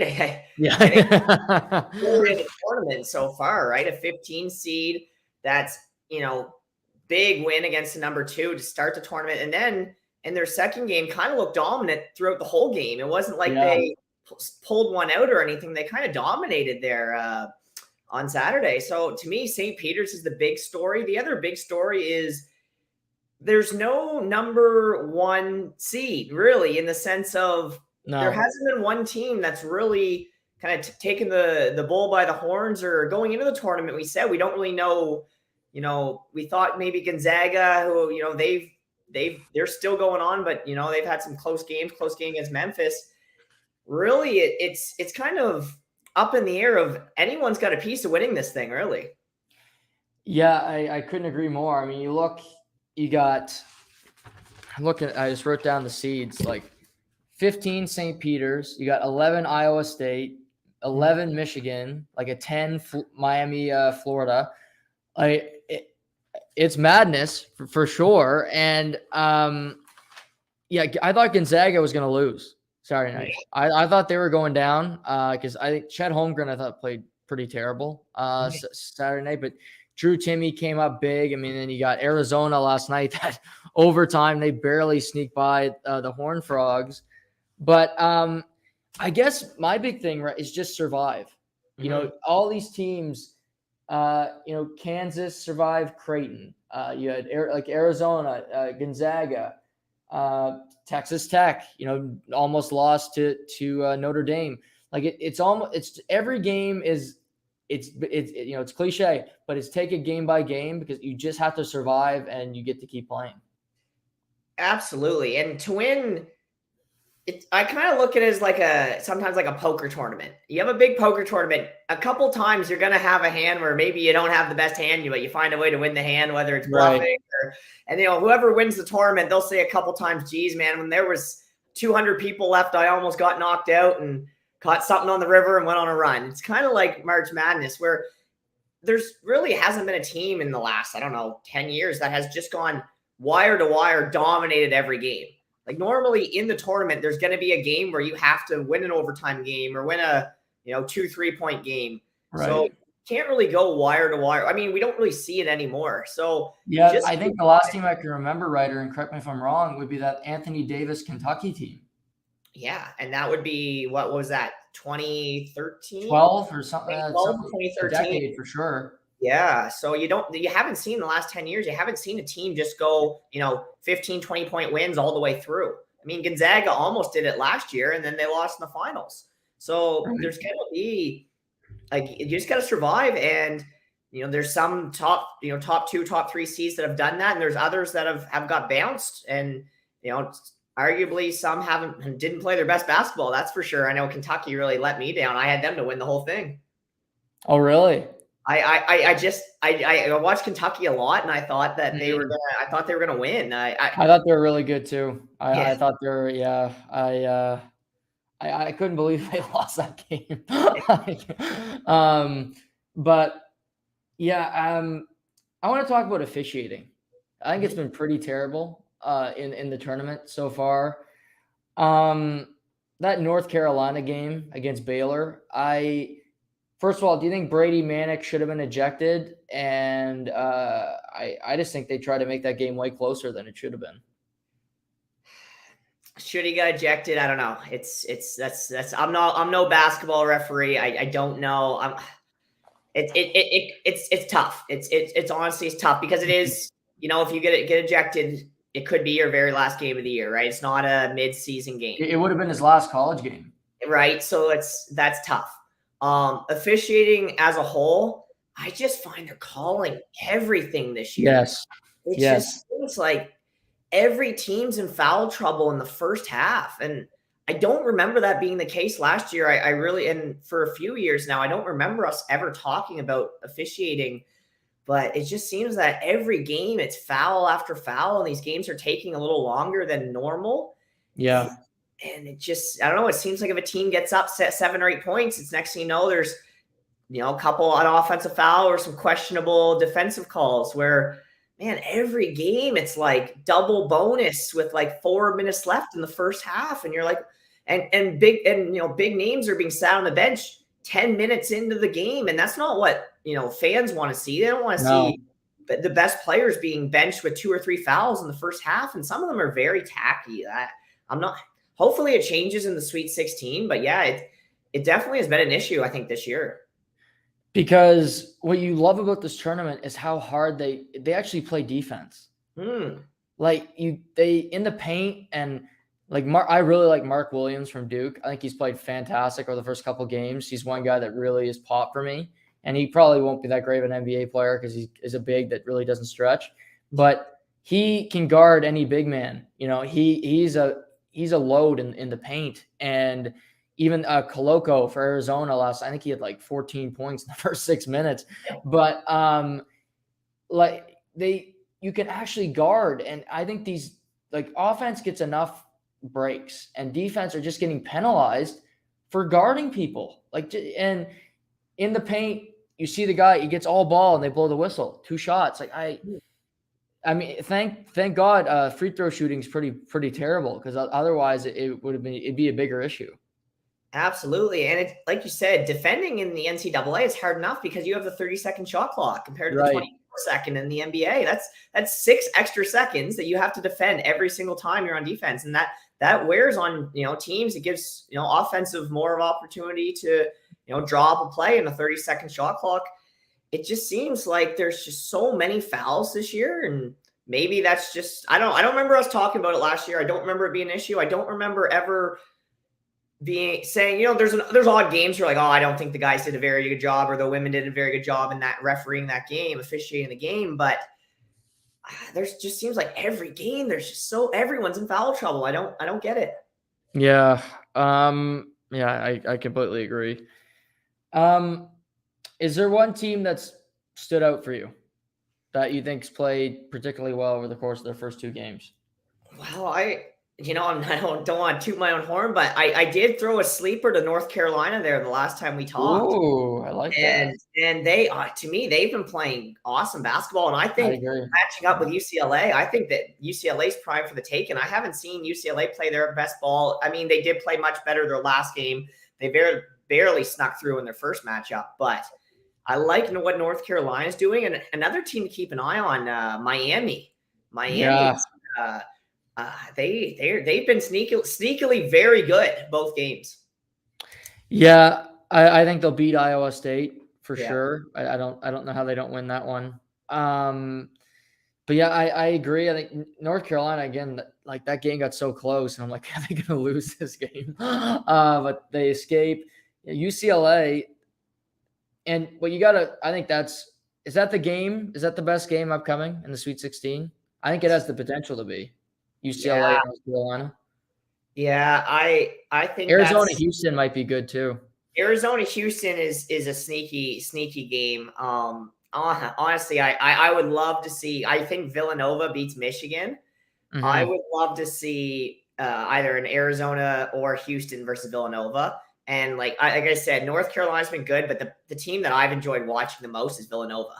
Yeah, they have so many. Like, they don't have any stars, but everybody can score 10 points on that team. They have so many just silky shooters. It's just, they're fun to watch, man, and they just don't mind. And everyone hits the shots, and it's not like they're off the rim and in. Like, they are perfect shots every time. Yeah. On high percentage threes, and they're just, I don't know. And they're all like smaller end guys too. I don't know. I find it's fun to watch. I like watching Villanova. Yeah, they are. They're really, it's going to be tough to knock them out because they're so technically sound. I don't know who can do it. Yeah, Villanova's tough for sure. Michigan, obviously a good story to get to where they are after. I don't even think they should have been in the tournament, but that's a whole other story. There's for you right there, right? Like, yeah, exactly. Like Iowa State, they're so unknown. Like you don't even know like who's on the team, but they're through.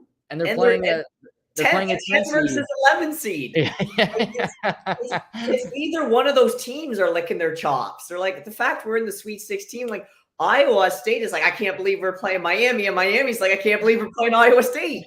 Right. We could have Miami just beat friggin' Auburn, and they beat them pretty handily. Like that game wasn't close. And with Auburn, and we talked about it last time I was on. Auburn, since the second half of the year, has just not looked good. Before the year, they were never ranked to be in the top 25 to begin with.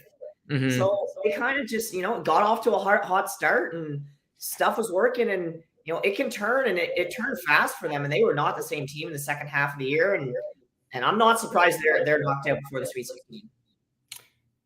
As an overall viewer and just taking it in, would you rather see Coach K lose his final game prior to the NCAA final, win it, or lose his final game, but it's in the NCAA final? Oh man, that's tough, right? Like that was a hell of a game yesterday. Duke and Michigan State, that was awesome. Great game. Duke's got a good team. Like they're playing. I think they played much better in their second game than their first. They just can't play any defense. Can't play defense exactly. So I don't know when they match up against. Well, Arkansas, to me, Gonzaga beats Arkansas, so I think you're going to see Gonzaga Duke. And Right. but Texas Tech can score points too. So Texas Yeah, they can knock out Duke. I think they have trouble getting by Texas Tech. Me too. But that would, I had Texas Tech beating them in my bracket originally. Yeah. Could you have like your last game, like historic career for Coach K, a loss to Texas Tech? Better than Iowa State. The Red Raiders knocking you out. I'd like to see Duke play Gonzaga in the Elite Eight because I think that's a really good game. And if you lose to Gonzaga could arguably go on and win the whole thing. So I think that's okay if you lose in the Elite Eight. I mean, hey, if Duke can go out and win, it would be one hell of a story. What a way to finish off, probably the best college basketball coach, record-wise of all time. It is. And arguably, just a staple. When you think of Duke, you think of Duke basketball. Right. Yeah, you think of Coach K. I mean, that's it. Got his 99th career win at the tournament last night, which is crazy. So if he beats Texas Tech, he gets to 100. He's be the only coach to do that. I doubt anybody ever catches that record, but he won't be alive. No, unless Izzo keeps coaching and never dies. I don't know. Maybe he can catch him, but I think that Gonzaga Duke, that's what the tournament's rooting for, because I think the ratings for that game will kill. Oh, absolutely. You put those two teams together. I think if you put you look at the other matchups. Honestly, the North Carolina UCLA that's a big matchup. Those are two big name schools, two big basketball schools over the last 25 years. And UCLA last year kind of came out of nowhere, but this year they're strong. But UCLA has a storied franchise of NCAA tournament success. So does North Carolina. That's a powerhouse matchup there. But yeah, to me, looking at the bracket, I'd say that the biggest, for ratings wise, you'd be looking at Gonzaga Duke in the Elite Eight. Yeah. What bracket do you like the most? Like, what path to potential final do you like? What team has the best path to get to the final? Well, if you're just going off starting the tournament from like not knowing what happened, if you were Kansas and you look as your number one seed, you got Providence, and then you got the winner of Iowa State and Miami to get to the Final Four. I think Kansas has the best shot. I don't know if Kansas is the best team. But I think just looking at bracket, they have a good shot, and it's tough because like you see that St. Peter's at 15, and you want Purdue's got St. Peter's, and and then they got North Carolina or UCLA, so they're avoiding a 1 seed. They're not. I mean, what's like Purdue would be the highest seed in that bracket. They're 3.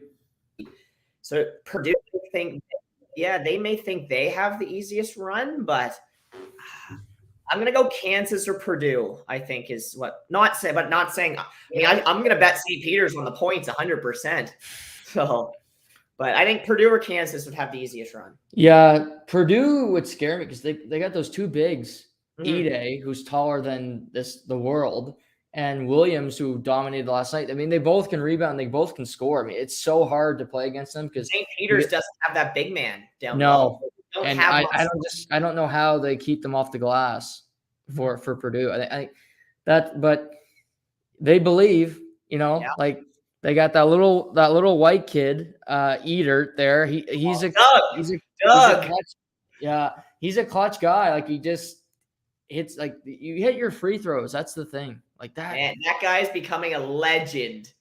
Yes. I don't use the word the L word lightly, but that guy is becoming a legend over the last 5 days. Paolo Banchero for Duke obviously had a lot of big profile coming in. I thought he played great last night. That was one of the best games I've ever seen him play. I think he's had a pretty strong tournament so far. I would say it's been better than Chet Holmgren. Oh, absolutely. Much better. The one thing about being in this tournament is as a college player, you can really improve your draft status or you could really hurt your draft status from how you do in this tournament. And right. if you're playing good basketball, obviously the further your team can go on, the better. You're just going to keep getting noticed. There's going to be more and more eyes on you. There's more and more talk about you. You know, there's the start of the tournament. You're talking about 64 teams. Right now, after tonight, you know, no one's talking. You're talking 16, and you're talking about 4. When there's less and less teams to talk about, there's more and more people talking about how good you're playing. So Right. it really helps that for potential draft picks. And he's been dominant. I think both games he's been strong, and he's been the best player on Duke. Yeah, 100%. And they got a good, like you said, Williams is good, and Keels has played pretty well. And they got a good team. They're starting to play better. They can't defend, but Texas Tech's not as good 3-point shooting team as Michigan. I don't want to keep it too long today, but let's go through the games. You could pick them all for everybody. Everybody listening out there, you can listen to Matt Wright. He's gonna make his picks. You know what? I've been my dad and I always throw a little money in together to start March Madness. We usually do eight games, like combo 2. So you got to win basically 4 games to get your money back, and anything more is gravy. So we've gone 4 for 8 the last 4 days. So we have basically broke even for 4 days. Either heaters to start and go cold, or vice versa. But it just shows that, you know, you're 50. Never know. You never know. Gonzaga, Arkansas. Let's go Gonzaga. Okay. I'm just taking winners here. Let's not throw the points on the board because we don't know what the lines are yet. I think they'll beat them pretty easily. Yeah. Texas Tech, Duke. Bet the over. If you're gambling, I think Duke. I want to see Duke move on. I want to see Duke Gonzaga. Okay, Duke. North Carolina. Man, I think North Carolina is just they're feeling it. They've had success in the past. I'm going North Carolina. Okay. You need upsets, right? You can't have all. Yeah, I can't just be all the favorites. Come on now. Man, don't you want to throw a little St. Peter's right now? Don't you? Purdue. I just Purdue's got the big man down low. St. Peter's, Ivy's a really good player too. Yeah, they can score, they can defend. Purdue. We talked at the start of the year. At one point, Purdue was ranked number 1 overall. Let's not forget that. Purdue was ranked 1st in the country. Let's go Purdue. Now, so if St. Peter's wins, it's an ups. They've already had the ups of the tournament. Yeah. But this would just be another one. Has a 15 ever made it to the Elite 8? I think. Did Florida Gulf Coast? They made it to the Sweet 16. Yeah, I don't think they got past. I think it might just be the Sweet 16. I think that might be it for a 15. That could be a history in the making. Yeah, history in the making for sure. So I'm gonna go Purdue. Okay. I'm gonna go Houston over Arizona. Yeah, I'm kind of feeling the same thing. I'm gonna go Houston. I've liked the way they've played. Honestly, Arizona, it's so late at the night. I've watched a lot of basketball that when you're watching it at 1 a.m, you're kind of. Took me a lot to stay up last night, but I got through it. Yeah, it was. I got the first half, man. I had to rewatch it this morning. I had to watch the second half because it was a late one. But I like Houston. I like Houston. I think they got unfinished business. They want to get back to where they were last year. Mm-hmm. I agree. This one to me is the easiest pick. Villanova or Michigan. Yeah. I think that's an easier pick than the St. Peter's Purdue game. I just think Villanova's way better. Yeah, Dickinson can't do it all every game. No, exactly. Kansas, Providence. Providence has been good. They have been good. Man, I'm gonna take Kansas. I think. Yeah, Kansas. Yeah. I just think they're just a little bit better. Mm-hmm. I agree. And then this one. This is the 11 o'clock game Friday night. This one isn't going to be on prime time. That's for sure. No. The fact we're even talking Iowa State, Miami right now. But I'm going to go Miami. They got the flash right now. As Miami, they just I don't know.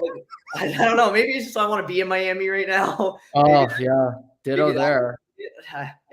I'm gonna go with Miami just because I think I'd rather vacation to Miami over. I'd just rather go to the U. I want to be a hurricane writer. I guess I want to be a hurricane. I think if you asked 21-year-old Matt Wright if he wasn't playing hockey, where he'd like to go to school, I think Miami would be right up on the top of the list. Yeah. So yeah, it goes like this: Thursday, Arkansas Gonzaga at 8:10, Michigan Villanova 8:30, 10:40 Texas Tech Duke, 11 Houston Arizona. It's a late one for you, Houston. Yes, that's a good game. That's a good game to stick late. That's a great game to stay up for, though. Oh, I'm staying up for that one. I guarantee that. It might be no sleep I Friday. get a 6. I'm on the ice 6:30 Friday morning, but I'll get up with you. We'll do it solidarity. Sounds good. Friday, 8:10 St. Peter's Purdue. I like that St. Peter's is getting a good slot. 8:30 Providence Kansas, and then 10:40 North Carolina UCLA. 11 o'clock Iowa State the U. Yeah. It makes sense. I mean, those matchups. But you stick a good game, like a late one, on each. You know, like I think you got Duke's playing at 10:40, so I think it's going to keep people there. Yes, for sure.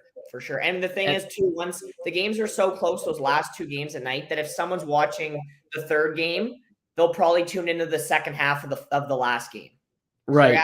So, but they might not want to watch that whole last game from start to finish. So right.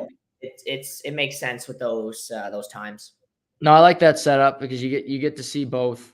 You know, you get to flick back and forth commercials and whatnot. So I like that. I like that setup. But yeah, Final Four. What are your thoughts? Do you have after this weekend? What do you see happening, bud? I'm going to stick with Gonzaga because I had them winning the tournament, so I'm going to stick with them. Okay. I'm going to go with Purdue. Okay. I'm going to say Houston. I think they'll beat Villanova. Okay.